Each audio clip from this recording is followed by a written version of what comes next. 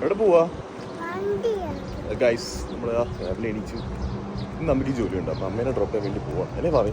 നമുക്ക് ഇന്ന് പ്രത്യേകിച്ച് പണിയൊന്നുമില്ല. അമ്മ വരും.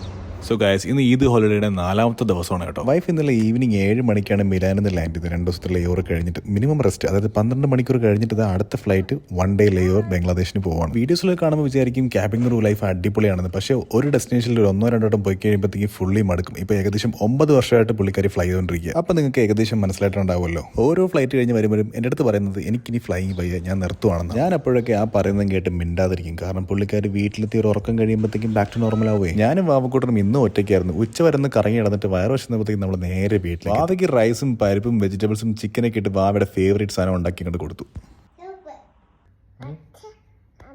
അതൊക്കെ കഴിഞ്ഞ് നമ്മുടെ ഫ്രണ്ട്സ് എല്ലാം കൂടി ഈവനിങ് നമ്മുടെ ചെക്കൻ രാഹുലിന് വേണ്ടി ചെറിയൊരു സർപ്രൈസ് ഗ്രൂം ടു ബി പരിപാടി റെഡി ആക്കിയിട്ടുണ്ടായിരുന്നു. അവൻ എന്തായാലും നല്ല സർപ്രൈസ് ആയിട്ടുണ്ടായിരുന്നു. So guys, Tata.